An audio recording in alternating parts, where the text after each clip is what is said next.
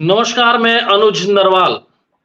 कल बांगर की धरती पर एक और रैली होने जा रही है। हालाँकि पीछे हम 7-10 दिन देखें तो यहाँ पर रैलियाँ एक जेजेपी ने की, एक इनेलो ने की और अब एक बड़े नेता हैं चौधरी बीरेंद्र सिंह। कहने को तो वो बीजेपी में है, लेकिन कल की जो रैली होने वाली है जींद की धरती पर, उसमें उन्होंने कहा कि पार्टी का कोई झंडा नहीं लेके आएगा, वहाँ पर सिर्फ तिरंगे के साथ आएँगे। तो इस पर सारी हम क्योंकि एक रैली पहले 23 मार्च को होनी थी, कैंसल हो गई थी, तो तमाम समीकरण क्या बन रहे हैं, क्यों वीरेंद्र सिंह यहाँ पर रैली कर रहे हैं, इनकी कौन मदद कर रहा है और रैली से क्या निकलने वाला है, क्या संभावना है, तमाम बातों पर हम चर्चा करेंगे। हमारे साथ है प्रद्युमन जोशीला। प्रद्युमन जी, स्वागत है आपका। कल जी धन्यवाद।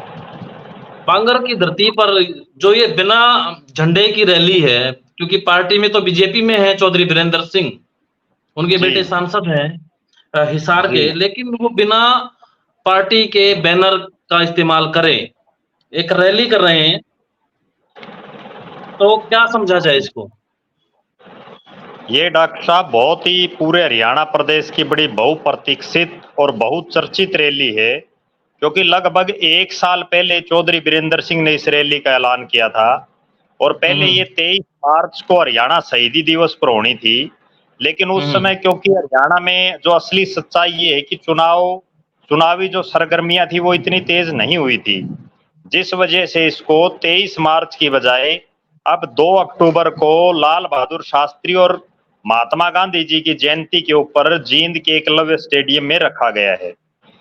ये रैली कई मायनों में बड़ी रोचक रहने वाली है, क्योंकि हरियाणा चुनावी मोड में आ चुका है। लगभग 6 महीने के बाद प्रदेश में लोकसभा के चुनाव हैं और लगभग 1 साल के बाद विधानसभा के चुनाव हैं। और चौधरी बीरेंद्र सिंह आज राजनीति के उस मुहाने पर खड़े हैं, जैसा आपने बताया कि वो बेशक बीजेपी में हैं, लेकिन आज भारतीय जनता पार्टी में ना तो उनके पास कोई पद है, ना उनकी धर्मपत्नी के पास कोई पद है, सिर्फ वो पार्टी के प्राइमरी सदस्य हैं। ना ही जो उनके बेटे हैं बिरजेंद्र सिंह, वो सिर्फ हिसार लोकसभा से बीजेपी के सांसद हैं। ना उनके पास सत्ता में कोई पद है, ना संगठन में कोई पद है। इसके अलावा जो चौधरी बीरेंद्र सिंह के बहुत से साथी हैं, मैं एक और रोचक बात दर्शकों को बताना चाहूंगा। जब अमित शाह और नरेंद्र मोदी के नेतृत्व में चौधरी बीरेंद्र सिंह ने बीजेपी को ज्वाइन किया कांग्रेस को छोड़ करके, तो उन्होंने लगभग 18,000 अपने साथियों की एक सूची नरेंद्र मोदी और अमित शाह को दी थी कि ये 18,000 वो लोग हैं जो हमारे साथ भारतीय जनता पार्टी में शामिल हो रहे हैं कांग्रेस को छोड़ करके। और जो बीरेंद्र सिंह के जितने साथी हैं उनको भी कोई अहमियत आज के दिन भारतीय जनता पार्टी के ना संगठन में ना ही सरकार में मिल रही है। और पिछले लगभग 1 साल से जहां जहां चौधरी बीरेंद्र सिंह इस मेरी आवाज सुनो, जो एक बड़ा मतलब अलग ही टाइप का नाम है रैली का, इसका निमंत्रण देने के लिए जहां जहां भी गए हैं, वहां लोगों ने और उनके कार्यकर्ताओं ने एक आवाज उनके सामने उठाई है कि इस बीजेपी सरकार में उनकी कोई पूछ नहीं है। मनोहर लाल खट्टर के नेतृत्व वाली सरकार में उनकी जिला तो छोड़ो, हल्का स्तर पर भी कोई पूछ नहीं है। इसलिए आप जितना जल्दी हो सके बीजेपी को छोड़ करके और कोई अन्य स्थान या अन्य पार्टी, अन्य दल को आप अपना लें तो हमारा भविष्य भी सुरक्षित हो जाएगा। चौधरी बीरेंद्र सिंह के ऊपर पिछले 1 साल से उनके कार्यकर्ताओं और समर्थकों का बड़ा भारी दबाव है भारतीय जनता पार्टी को छोड़ने का। और जो अभी 2 दिन पहले जो एक प्रेस कॉन्फ्रेंस उनके जो समर्थक हैं उन्होंने की थी, तो उसमें भी उन्होंने काफी कुछ बताया था। इसके अलावा चौधरी बीरेंद्र सिंह भी बार बार ये इशारा कर रहे हैं कि अगर उनकी पूछ नहीं की पार्टी ने तो वो कोई भी बड़ा फैसला ले सकते हैं। यहाँ दर्शकों को मैं एक बात और बताना चाहूंगा। जी 17 सितंबर को बरवाड़ा में जब ब्रिजेंद्र सिंह ने एक मीटिंग में हिस्सा लिया चौधरी बीरेंद्र सिंह के साथ, तो उन्होंने भी बड़े जी सवाल ये है, इसमें सवाल ये बनता है कि जिस तरह से कल की रैली में बिना बीजेपी के बैनर के ये अपने दोस्तों के साथ जो समर्थक हैं या चाहने वाले हैं उन लोगों को निमंत्रण दिया है। इस रैली में भीड़ तो एक जिस तरीके से लोगों को बुलाया गया है उसमें मदद किस किस ने की होगी? बीजेपी मदद कर रही है, उनके बेटे मदद कर रहे हैं या कोई और भी मदद कर रहा है या अपने ही बलबूते चौधरी साहब लगे हुए हैं और अपनी ताकत दिखाने में वो कल जुटे हुए हैं? देखो, चौधरी बीरेंद्र सिंह ने ये रैली एक गैर राजनीतिक रैली रखी है, गैर राजनीतिक कार्यक्रम रखा है। हालांकि नाम गैर राजनीतिक है, लेकिन इसमें राजनीति घुसी हुई है और राजनीतिक मायने हैं, क्योंकि जहां भी राजनीतिक आदमी आ जाते हैं वहां नेचुरल बात है राजनीति की ही बातें होंगी। कल भी चौधरी बीरेंद्र सिंह राजनीति की बातें करेंगे। इस रैली में बीजेपी के तो किसी बड़े नेता को उन्होंने बुलाया नहीं है, लेकिन जिन लोगों की चौधरी बीरेंद्र सिंह ने किसी भी रूप में मदद की, चाहे वो सत्ता में रहे या संगठन में किसी भी पद पर रहे, और वो लोग चाहे आज राजनीतिक रूप से कांग्रेस में हो, चाहे इनेलो में हो, चाहे जेजेपी में हो, आम आदमी पार्टी में हो या बीजेपी में हो, वो तमाम लोग चौधरी बीरेंद्र सिंह की इस रैली में मदद कर रहे हैं। बहुत से उनके ऐसे साथी हैं जो खुले रूप से सार्वजनिक रूप से उनके साथ लगे हुए हैं, चाहे वो किसी भी पार्टी में हो। कुछ ऐसे साथी हैं जो तन मन और धन से उनकी जो है अंदरूनी सहायता कर रहे हैं। उनके बेटे भी कर रहे हैं क्या? उनके बेटे की जहां तक बात है, 17 सितंबर से पहले जब भी उनके बेटे से ये बात की गई कि चौधरी बीरेंद्र सिंह मेरी आवाज सुनो, एक कार्यक्रम कर रहे हैं, आपकी क्या राय है, तो वो हर बार यही कहते थे कि वो मेरे पिताजी का प्रोग्राम है, आप उनसे पूछिए। लेकिन 17 सितंबर के बाद बृजेंद्र सिंह बड़े एक्टिव रहे। 17 सितंबर को उन्होंने बरवाड़ा में एक इकट्ठी मीटिंग ली चौधरी बीरेंद्र सिंह के साथ, और उसमें उन्होंने स्पष्ट एक बात कही, जब उनसे पूछा गया कि आप दबाव की राजनीति चौधरी बीरेंद्र सिंह करना चाह रहे हैं क्या इस रैली के माध्यम से, तो बृजेंद्र सिंह जो एक अधिकारी के पद पर रहे हैं, उच्च अधिकारी रहे हैं, उन्होंने एक बड़ी राजनीतिक बात कही। उन्होंने कहा कि दबाव हर नेता बनाता है। कई नेता ऐसे हैं जो बंद कमरे में आला कमान पर दबाव बनाते हैं, और मेरे पिताजी जैसे कुछ नेता ऐसे हैं जो खुलेआम सरेआम बोल करके दबाव बनाते हैं। और बिल्कुल हम दबाव बना रहे हैं और दबाव की राजनीति करनी भी चाहिए। बिना दबाव के कोई बड़ी आला कमान, कोई बड़ा नेता कुछ नहीं देता। उसके बाद 27 और 28 अक्टूबर को बृजेंद्र सिंह ने लगभग 11-12 विधानसभा क्षेत्रों के लगभग 100 के आसपास गांव में मोटरसाइकिल यात्रा निकाली उन्होंने इस रैली का माहौल बनाने के लिए। और संभवतः हरियाणा प्रदेश के इतिहास में कोई ऐसा पहला सांसद होगा जिसने लगभग 13, 14 या 12 विधानसभा क्षेत्रों में मोटरसाइकिल यात्रा निकाली हो इस रैली का निमंत्रण देने के लिए, और इस रैली का जो कार्यक्रम है इसका न्योता देने के लिए और एक माहौल बनाने के लिए। और पिछले 4-5 दिन से बृजेंद्र सिंह भी और चौधरी बीरेंद्र सिंह भी अपने उन तमाम साथियों से संपर्क कर रहे हैं जिनका किसी समय उन्होंने किसी भी रूप में साथ दिया हो, बेशक वो किसी भी पार्टी में हो, क्योंकि अब उनकी नाक का सवाल है, बाबू बेटे दोनों की। जी, तो इसमें सवाल ये है कि दबाव क्यों बनाया जा रहा है? क्योंकि आप देखें कि बीजेपी में जब शामिल हुए चौधरी साहब, चौधरी बीरेंद्र सिंह, तो उनको मंत्री बना दिया गया, उनके बेटे को सांसद बनाया गया, बाद में उनकी पत्नी को, धर्मपत्नी को यहाँ विधायक की टिकट दी गई। तो तमाम चीजें तो हुई हैं, लेकिन दबाव किस लिए? अब खतरा लग रहा है कहीं ना कहीं टिकटों को लेकर, टिकट ना मिले, टिकट कट जाए, कुछ इस तरीके का दबाव, कहीं ना कहीं शंका तो होगी, तभी तो दबाव बनाता है आदमी कोई। देखो, एक कड़वी सच्चाई ये है कि चौधरी बीरेंद्र सिंह ने कांग्रेस क्यों छोड़ी, उसका सबसे बड़ा कारण ये था कि मनमोहन कैबिनेट में जब चौधरी बीरेंद्र सिंह को मंत्री बनाने का उनका नाम आ गया था, बाकायदा उनके जो है लेटर आ गया था ऑफिशियल उनके पास, लेकिन उसके बावजूद कोई ऐसी अड़चन अड़ी और हरियाणा की एक नेता का उसमें बाकायदा नाम आ रहा है जिनकी वजह से वो मंत्री की शपथ लेते लेते रह गए। उसके बाद जब उन्होंने बीजेपी ज्वाइन की तो उनको कैबिनेट की इतने भारी भरकम मंत्रालयों का मंत्री बनाया। हालांकि बाद में परिवारवाद के चलते उनको वहां से इस्तीफा देना पड़ा और उनका बेटे सांसद बने।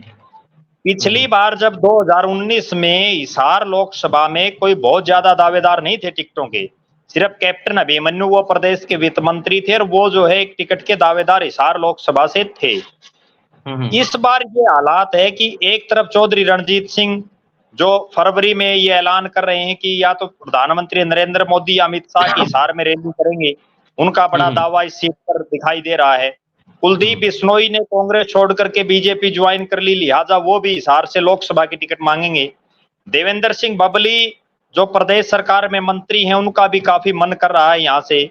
मीनू बेनीवाल हैं, वो भी इस क्षेत्र में सक्रिय हैं। इसके अलावा वो तो फिर कैप्टन अभिमन्यु को बीजेपी का भी दावा है, अगर समझौता रहता है, एनडीए में रहते हैं, तो उनका भी एक है, तो कहीं ना कहीं खतरा लग रहा है आपको कि इसलिए ये दबाव चाह रहे हैं कि कहीं ना कहीं ब्रजेंद्र की जो सीट है वो तो कम से कम सेफ रहे। आपको ये लग रहा है? बिल्कुल, मैं उसी चीज पर आ रहा था। डॉक्टर अजय सिंह चौटाला से लेकर के और दुष्यंत सिंह चौटाला बार बार यही दावा करते हैं कि समझौते में अगर चुनाव होता है तो हिसार लोकसभा सीट से हमारा दावा सबसे मजबूत है, क्योंकि हिसार हमारा जो है गढ़ है राजनीतिक रूप से। तो एक बहुत बड़ा खतरा ब्रजेंद्र सिंह, क्योंकि अब वो दोबारा नौकरी भी नहीं कर सकते, राजनीति अब उनको पूरे जीवन में करनी है। और अगर इस बार उनको टिकट उनकी कट जाती है तो उनका एक तरह से पॉलिटिकल सुसाइड हो जाएगा, राजनीतिक कैरियर उनका पूरी तरह से हाशिए पर चला जाएगा। तो लिहाजा हिसार लोकसभा से टिकट पाने के लिए हर हालात में आखिरी कोशिश तक चौधरी बीरेंद्र सिंह और उनके बेटे ब्रजेंद्र सिंह करेंगे, और उसी के दरमियान ये शक्ति प्रदर्शन वो कर रहे हैं। अगर इसमें ठीक ठाक भीड़ रही तो बीजेपी के ऊपर दबाव होगा। एक चीज और बताता हूं मैं डॉक्टर साहब, आज से पिछले 4 साल तक लड़ाई थी ब्रजेंद्र सिंह को केंद्र में मंत्री पद की, कि कहीं ना कहीं जो है एक जाट चेहरे के रूप में, चूंकि हरियाणा से 3 के मंत्री बने थे और तीनों ही गैर जाट थे, लिहाजा अगर किसी जाट की बारी आती तो उसमें ब्रजेंद्र सिंह एक बड़ा नाम था। लेकिन पिछले 4 साल में उनका 4.5 साल से इंतजार करते करते वो इंतजार लंबा रहता गया और उनको मंत्री नहीं बनाया। अब लड़ाई मंत्री की बजाय हिसार लोकसभा से एमपी की टिकट तक आ गई है। तो ये बड़ा शोचनीय विषय चौधरी बीरेंद्र सिंह के लिए कि इतना बड़ा जिनका राजनीतिक कद हो और आज उनको एक विधानसभा और लोकसभा की टिकट, और वो भी अपने परिवार के लिए, किसी कार्यकर्ता के लिए तो वो मांगे तो एक अलग बात है। वही तो सवाल है प्रद्युमन जी कि चौधरी छोटू राम के नाती हैं, इतना बड़ा कद चौधरी छोटू राम का, और उनके नाती चौधरी बीरेंद्र सिंह अपने समय के बड़े लीडर में शुमार, और आज एक टिकट के लिए जद्दोजहद। तो वो समझ नहीं आ रहा कि इतना ये ऐसा क्यों हो गया, कि क्या वजह है इसके पीछे। हरियाणा प्रदेश ही नहीं बल्कि जो पूरा पुराना जो भारत था, जिसमें पाकिस्तान भी शामिल है, बांग्लादेश भी है, उसके सबसे बड़े किसान नेताओं में चौधरी छोटू राम का नाम था। उनके राजनीतिक वारिस की आज ये हालात होना, इसमें मैं 2-3 कारण मानता हूं। एक मुख्य कारण तो वो कौन लोग हैं जो चौधरी बीरेंद्र सिंह और ब्रजेंद्र सिंह को राजनीतिक रूप से चला रहे हैं। जो भी इनके सलाहकार हैं वो पूरी तरह से राजनीतिक रूप से मैं उनको सही नहीं मानता, क्योंकि इतनी बड़ी विचारधारा जिसके साथ हो, चौधरी छोटू राम का पूरे भारत के घर घर में फोटो हो, जिसको लोग पूजते हो, और उनके राजनीतिक वारिस को एक एमएलए की टिकट के लिए इतना शक्ति प्रदर्शन अपना करना पड़े, तो कहीं ना कहीं बड़ा शोचनीय विषय है। इनको चौधरी बीरेंद्र सिंह को होना तो चाहिए था, देश के प्रधानमंत्री पद के दावेदारों के रूप में नाम आना चाहिए था, लेकिन आज ये एक एमएलए और एमपी, वो भी अपने परिवारजनों के लिए जद्दोजहद कर रहे हैं। हमने बहुत से ऐसे नेता सुने हैं, देखे भी हैं, जो अपने किसी समर्थक को टिकट दिलाने के लिए तो अड़ जाते हैं, लेकिन यहाँ पारिवारिक लड़ाई ये है, राजनीतिक रूप से अपने परिवार को स्थापित रखने के लिए उनको इस हद तक जाना पड़ता है कि एक बड़ा शक्ति प्रदर्शन पिछले 1 साल से जिसकी तैयारी चल रही है वो उनको करना पड़ रहा है। एक बात और मैं बताना चाहूंगा, चौधरी बीरेंद्र सिंह सिर्फ एक मुख्यमंत्री नहीं बने, बाकी वो सारे पदों पर रह लिए। लोकसभा में वो रह लिए, राज्यसभा में, विधानसभा में उनके पिताजी मंत्री रह लिए, नरवाना और उचाना से वो विधायक रह लिए, और चौधरी ओम प्रकाश चौटाला जैसे शख्स को उन्होंने चुनाव हराया है। लेकिन आज जो कुछ चौधरी बीरेंद्र सिंह को ये शक्ति प्रदर्शन करना पड़ रहा है, इसमें सबसे बड़ी कमी उनके वो साथी या उनके वो सलाहकार हैं जो उनको समय समय पर गलत सलाह दे रहे हैं, जिसकी आज ये रैली करने, एक चीज और बताता हूं मैं डॉक्टर साहब, आज ये रैली करने का भी कोई समय नहीं था अगर उनको, क्योंकि वो कोई डिसीजन इस रैली में नहीं ले सकते। अगर उनको ये रैली करनी थी तो फरवरी के आसपास करते हो। तो इसमें जो है एक चौधरी बीरेंद्र सिंह को, हम जिन बीरेंद्र सिंह की मैं बात कर रहा हूं, तो वो एक जमाने में 30-30 टिकट देने की बात करते थे, नो साथियों को मैं एडजस्ट कर सकता हूं, हुए भी होंगे उस टाइम पे, लेकिन आज अपने ही परिवार के लिए वो लड़ाई लड़ रहे हैं। तो ऐसे में जो कल का जो दबाव है वहां क्या पार्टी अनाउंस करेंगे या नहीं? देखो, मुझे ऐसा लग रहा है कि कल की रैली में चौधरी बीरेंद्र सिंह ना पार्टी अनाउंस करेंगे, ना वो भारतीय जनता पार्टी को छोड़ेंगे। वो तो सिर्फ ये तोलना चाह रहे हैं कि आज उनकी ताकत कितनी बची है। उसका कारण क्या है? जिन 18,000 लोगों के साथ वो बीजेपी में ज्वाइन की, उसके बाद उनके घरिया क्षेत्र उचाना में ऐसे हालात बन गए कि उनकी धर्मपत्नी लगभग 50,000 वोटों से चुनाव हार गई। और पिछले 4 साल से उस क्षेत्र में दुष्यंत चौटाला सक्रिय है। बेशक उनकी खिलाफत है, लेकिन 50,000 से हराना बहुत बड़ी बात है। आज वो ये तोड़ना चाह रहे हैं कि उनकी राजनीतिक जो सिस्टम है उसमें कितना वजन बाकी है। अगर ठीक ठाक भीड़ आई तो बीजेपी उनको वेट दे देगी, दूसरी पार्टियां भी उनकी तरफ देखेंगी। अगर भीड़ के लिहाज से वो रैली उनकी ये कार्यक्रम फेल हो जाता है तो निश्चित रूप से जो है आगे के उनके तमाम रास्ते बंद हो जाएंगे। तो कुल मिला के कल जो एक तो रैली का नाम मुझे हजम नहीं हो रहा कि मेरी आवाज सुनो, तो बीरेंद्र सिंह किसको आवाज सुनाना चाह रहे हैं? यहाँ बीजेपी को या फिर दूसरे दलों को भी साथ साथ में? देखो, मुझे तो ऐसा लग रहा है कि अभी चौधरी बीरेंद्र सिंह बीजेपी को अपनी आवाज सुनाना चाह रहे हैं। वो ये दिखाना चाह रहे हैं कि बांगर का शेर बूढ़ा बेशक हो गया हो लेकिन अभी भी सक्रिय है। क्योंकि जब से चौधरी बीरेंद्र सिंह ने राजनीति में जो चुनावी राजनीति से संन्यास लेने का ऐलान किया है, तब से जो है बहुत से लोग उनको जो है राजनीतिक रूप से हाशिए पर समझने लगे हैं। कल वो एक और बड़ा ऐलान कर सकते हैं जिसका मुझे जो है लग रहा है कि वो कर सकते हैं। वह ऐलान ये हो सकता है कि वो दोबारा से सक्रिय चुनावी राजनीति का ऐलान कल कर सकते हैं।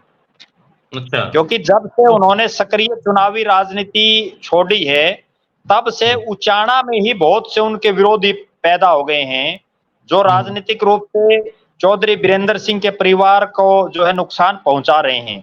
यहाँ एक और कड़वी सच्चाई ये है कि एक तरफ तो 52 साल का जिस आदमी का राजनीतिक अनुभव हो वो चुनाव लड़े, और दूसरी तरफ उनकी धर्मपत्नी जिसका मात्र 10 साल का राजनीतिक अनुभव हो वो चुनाव लड़े। तो दिन रात का अंतर है दोनों में। लगता तो ये है कि कल चौधरी साहब चुनावी राजनीति में दोबारा से सक्रियता का ऐलान कर सकते हैं। वापसी होगी मतलब। जी बिल्कुल। दूसरा जो मेरी आवाज सुनो में वो बीजेपी के साथ साथ दूसरे वो दल जो उनकी तरफ भी देख रहे हैं और चौधरी साहब भी उनकी तरफ देख रहे हैं, उनको भी ये दिखाना चाहेंगे कि अभी बांगर का शेर जिंदा है राजनीतिक रूप से, तो उसका वजूद अभी बाकी है। जी। तो कुल मिला के जो जद्दोजहद है, जो प्रेशर पॉलिटिक्स ज्यादा लग रही है और कहीं ना कहीं दबाव किसके ऊपर पड़ेगा वो कल आने वाली रैली के ऊपर होगा। कौन कौन लोग आएंगे, कितने लोग आएंगे, इसके ऊपर भी रहेगा और क्या मैसेज जाके निकलेगा।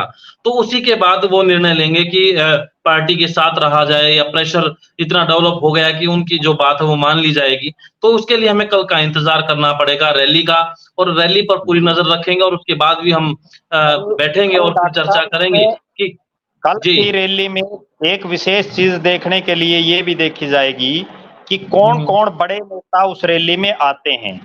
क्योंकि गैर राजनीतिक कार्यक्रम है तो लिहाजा कहीं ऐसा ना हो जाए जिस तरह से अभय सिंह चौटाला की जो रैली थी उन्होंने बड़े बड़े दावे किए और वो नेता नहीं आ पाए। तो इस रैली में चौधरी बीरेंद्र सिंह जिस तरह के दावे कर रहे हैं कि बहुत बड़े बड़े वैज्ञानिक रैली में आएंगे, बड़े बड़े बुद्धिजीवी आएंगे, राजनीतिक जगत के बड़े बड़े धुरंधर आएंगे, तो उनमें कौन कौन आता है उस पर भी कल बड़ी नजरें रहेंगी।